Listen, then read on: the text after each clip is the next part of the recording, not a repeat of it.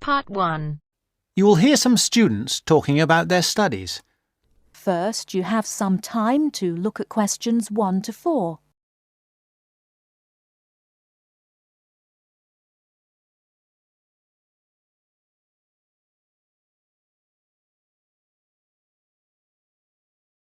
Listen carefully and answer questions 1 to 4. It was packed. There simply aren't enough seats in Theatre 4. There were people on the stairs, people in the aisles. I don't imagine everybody was able to get in. Was Jack with you? No, of course not. I saw him with a pile of journals in the library as I walked past. You haven't seen him because you've been in here in the kitchen drinking coffee all morning, whereas he has been studying hard. Not me. I've been in my bedroom reading for my assignment on education in the classical world. Very interesting. It was easier than I expected. I should have been at the gym training for my next race, but that'll have to wait. And did you find your first lecture interesting? Absolutely fascinating. We talked about this experiment. If you show a child a litre of water in a bucket and show him a litre of water in a tall container, he always thinks that the higher, taller but narrower container has more water in it. Hold on, what do you show him? Right. You show him two things. A bucket with a litre of water in it, and also a tall glass vase-like thing or any tall container. This also has a litre of water in it. Now, he will say that the tall thing has more in it than the short fat thing, that is, the bucket. And all children will say this, that is, up to about 5 years of age. You can then actually pour a litre of water from the bucket into the taller, narrower container, and the child will still say that the tall container contains more water, even though he's just seen the water come out of the bucket. And what's the point of that? Is it about measurement? No, it showed how children are quite unable to think logically. It's connected with my assignment. It's about cognitive development of young children over time. That's to say, it's about how they think. But didn't you do that assignment last year? No, I didn't. You see, I missed out on the first year when I changed subject. Before you hear the rest of the conversation, you have some time to look at questions 5 to 10.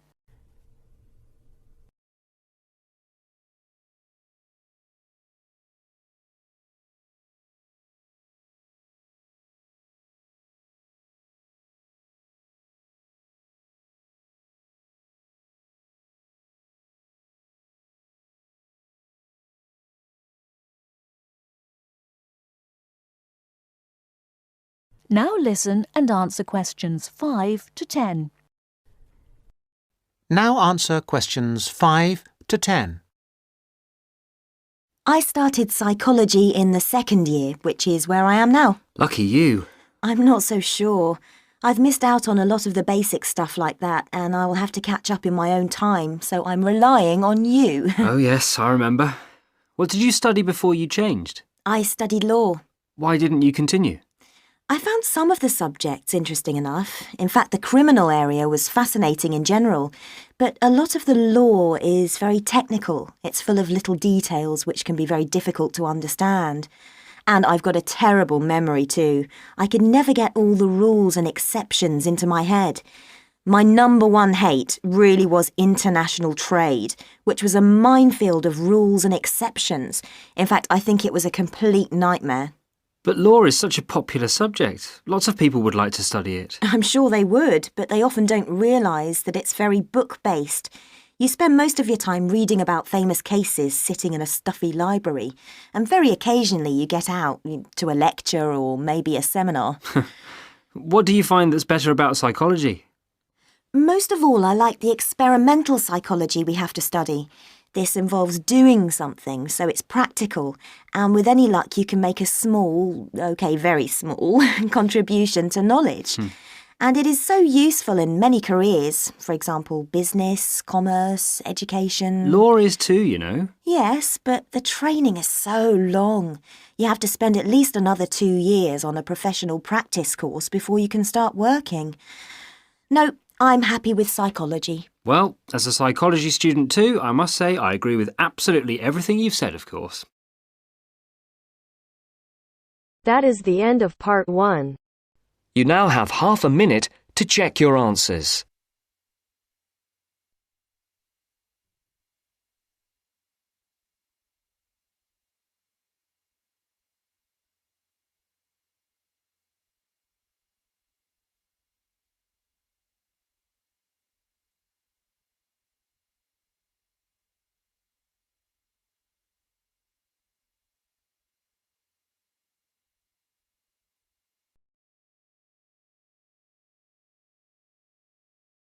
Now turns to Part 2. Part 2. You will hear a lecture on bird migration. First, you have some time to look at questions 11 to 17.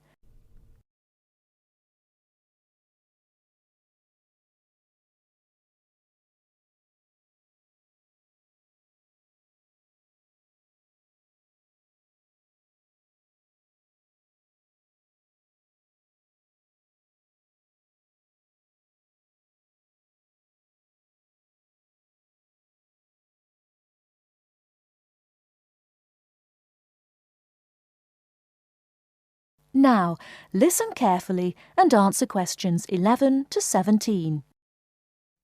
My lecture this evening will focus on the migration of birds. That is, how birds fly in big groups from different parts of the world at certain times of the year. In the first part of the lecture, I'll talk about the reasons why birds migrate, when they migrate, and which parts of the world they migrate from and to. To start with, why do birds migrate? Well, there are two main reasons. One, they migrate to look for food, and two, they travel to parts of the world that are more suitable for breeding. In fact, these reasons are closely linked. As you can imagine, when birds are breeding, they need extra food to feed their young. And in the spring, in the cooler climates of Europe, there is a lot of food for birds, especially insects. So, generally, during the spring, birds fly up from the tropics, which are hot, to cooler climates in the north. They stay there for a few months to bring up their young. And then, when the weather in the north gets cold in the winter, they fly back to warmer climates in the south.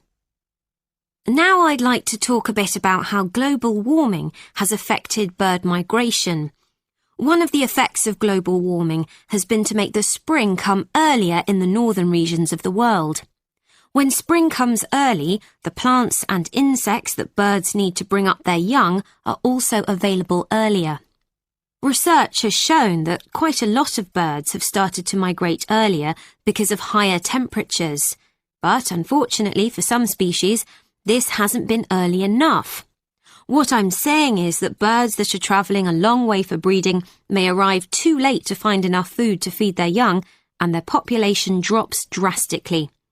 Scientists are currently researching more about this. Before you hear the rest of the talk, you have some time to look at questions 18 to 20.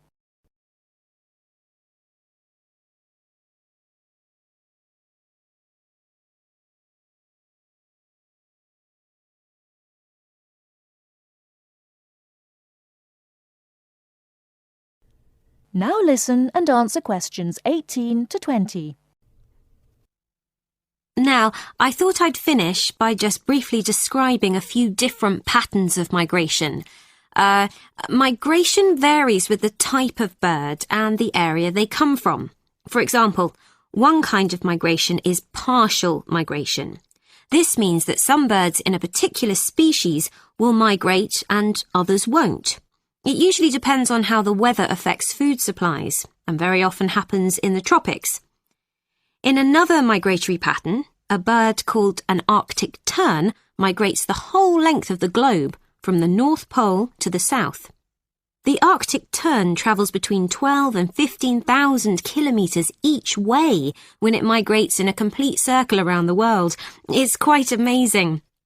Right, and lastly, I'd like to mention a pattern which isn't nearly as spectacular, but is very interesting. And this is the way many birds migrate across North America.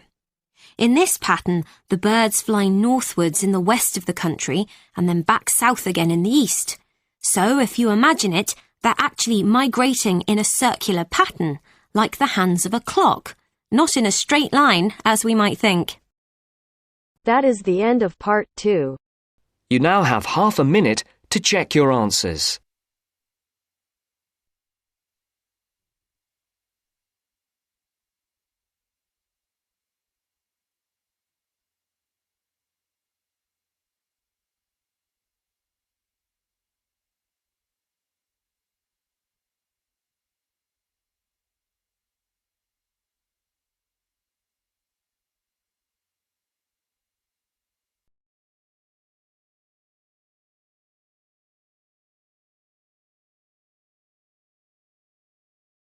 Now turns to Part 3.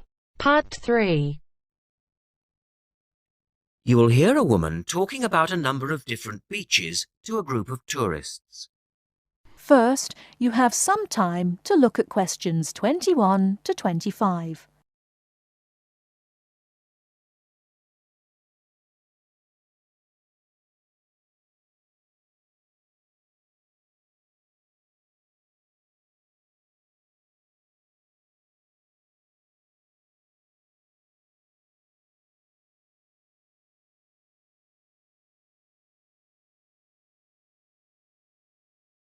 Now listen carefully and answer questions 21 to 25. Right, let's move on to the beaches here, which are absolutely beautiful. You do have over 100 to choose from. They're mostly sandy beaches and they vary from the largest, which is 2.5 kilometres long, to tiny sandy coves. But there are a few that I'd really recommend you to visit. So, looking at this pamphlet, first of all, there's Bandella Beach.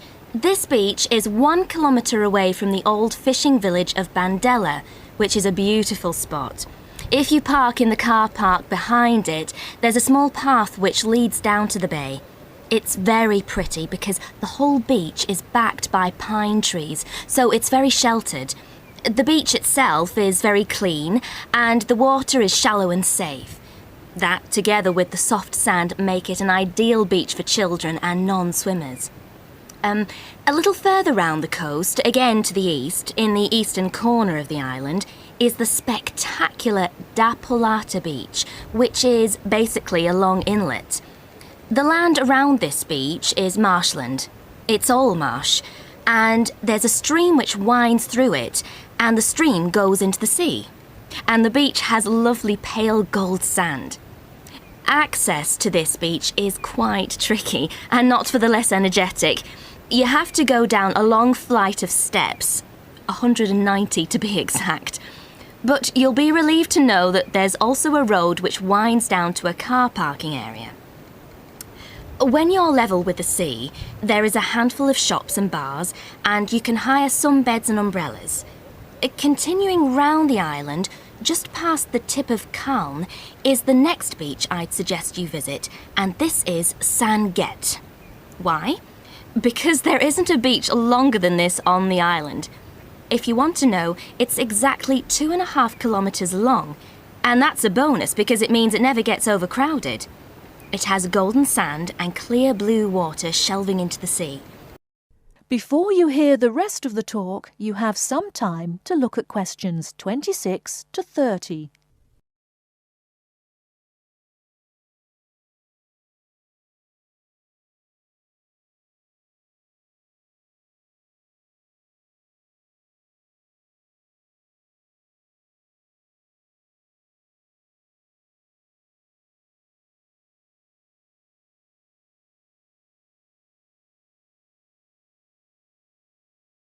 Now listen and answer questions 26 to 30. It has golden sand and clear blue water shelving into the sea. There are several beach restaurants to choose from, and water sports are available when the water is calm. But check first. This beach operates a flag system, as the sea can get rough and you should always swim between the flags. There's a large car park which gives you easy access to the eastern end of the beach, but the western end is much quieter and more wild, as it is harder to reach. Blanaka is another popular beach, just in the northwest corner of the island. It has incredibly white sand and sparkling water. There is ample car parking here and plenty of bars and restaurants. Blanaka has white cliffs all around it, and for those of you who'd like a little more to do than just lazing on the beach, there are caves here which you can explore in the cliffs, and you can also dive into the water from rock platforms along the side of the cove. Well, my final recommendation for today is Disador. Now, this beach isn't quite as easy to get to as the others I've talked about. It's quite a remote little beach, tucked away here next to Blanaka. You can reach Disador by a steep slope which goes over some sandbanks. The beach itself is small and pretty, with reddish-coloured sand and some stony areas on its eastern side. Despite being quite small, the bathing is good, and you can also go fishing here from the rocks at either side. It's a good idea to take some food and drink with you if you decide to go here, as there's only one little bar which isn't always open. So, that should give you plenty of ideas to choose from over the next 2 weeks. And if you have any further questions... That is the end of part 3. You now have half a minute to check your answers.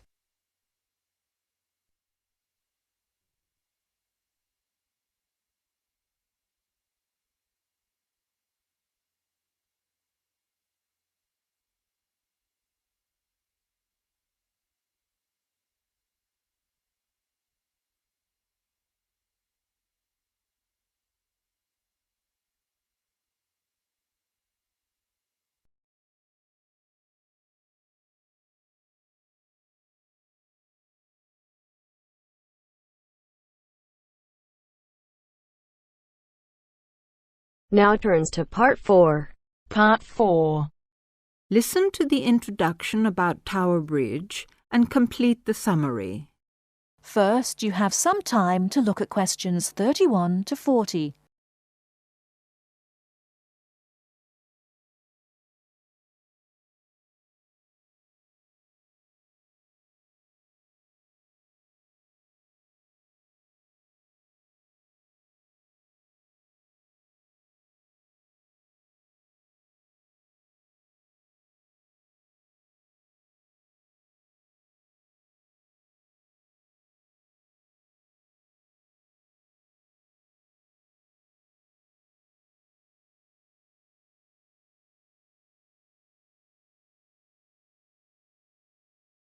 Now, listen carefully and answer questions 31 to 40.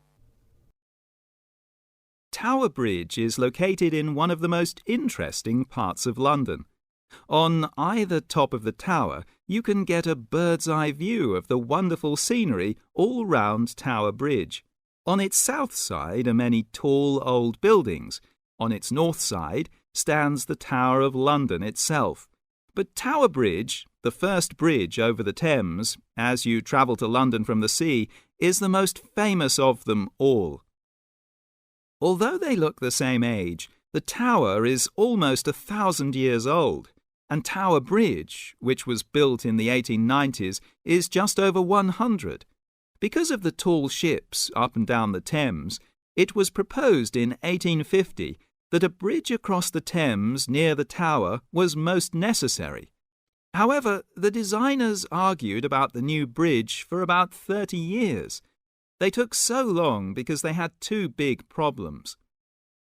One is that the new bridge must look like the old tower, and the other is that the bridge must not look like a modern bridge. They made it look like the old tower, so everyone was happy. Besides, the most surprising thing about Tower Bridge is that it opens in the middle, while big ships are going through to the Pool of London. If you're lucky enough to see the bridge with its two opening arms high in the air, you'll never forget it. The bridge took 8 years to build and cost £900,000, a lot of money in those days. But it was a wonderful success and became a famous tourist attraction in London on the day when the bridge was completed. 100 years ago, the Thames was once London's busiest traffic route, so that the bridge opened at least 12 times a day. Today, big ships don't go so far up the Thames. Tower Bridge opens perhaps only twice a week, but the same wonderful machinery is still in good condition. Green, yellow and red, the colourful wheels and engines look smart and new, not 100 years old. They still lift the two heavy opening arms, each 1,000 tons, leaving 70 metres for the ships to go through. And they still can open and close the bridge in 1.5 minutes. Things are changing greatly now at Tower Bridge. The horses that used to help with pulling have gone, and so have the tugs, for they're no longer necessary. The walkways from one tower to the other at the top of the bridge were closed years ago because so many people jumped off them into the Thames, which is said to open again soon. In addition, the beautiful wheels will be part of a special exhibition for the public to visit. There'll be a restaurant in one of the towers and a pub in the other. But whatever happens in its exciting future, Tower Bridge will always mean London. That is the end of part 4. You now have half a minute to check your answers.